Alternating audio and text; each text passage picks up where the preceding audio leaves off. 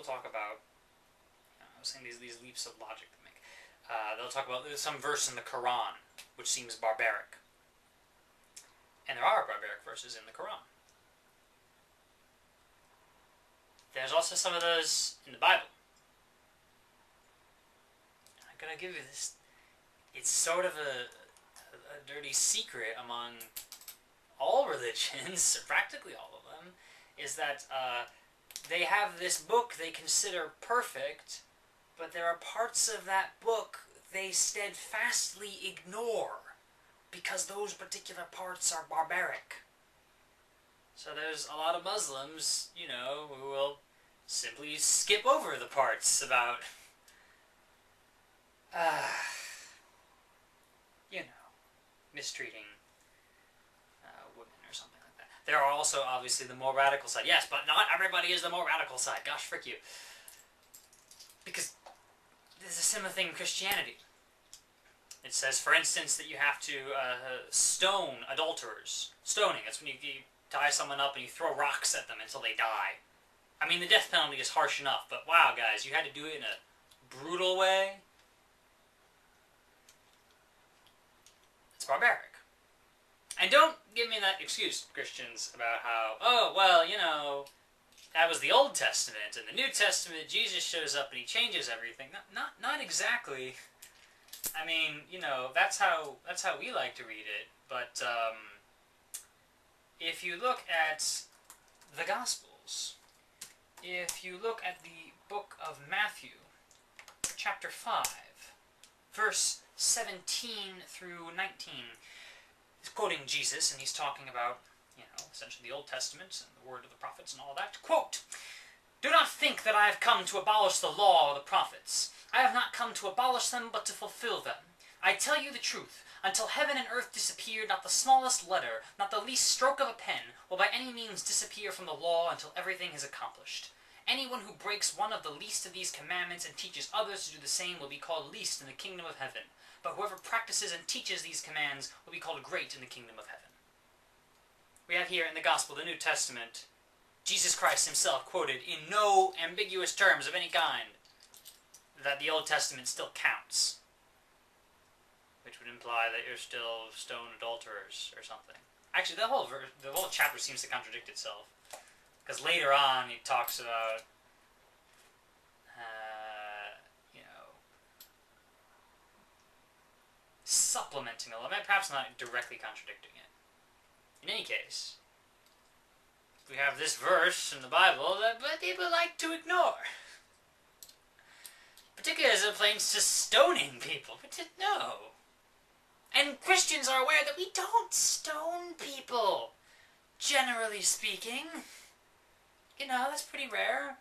And Muslims generally don't, like, chop off people's hands. It's not, no, not really, guys. Not really. I think Islamophobia is emblematic of other problems. We're feeling frightened.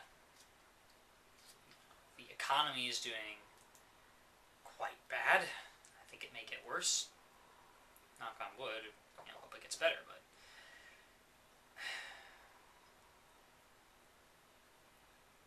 and we're broke as a nation, you know. Incredible debts. Right at the very moment we'd like to spend more to boost the economy.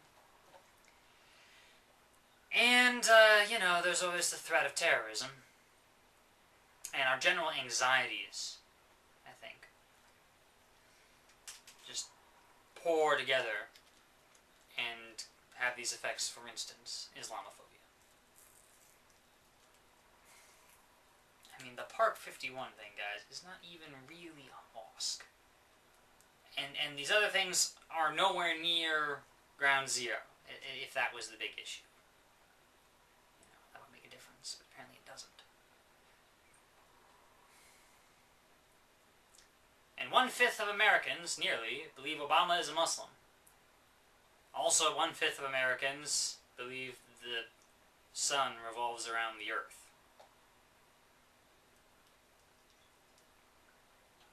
That's actual. Yeah, that's true. 1/5 Americans aren't actually sure which country we became independent from in 1776.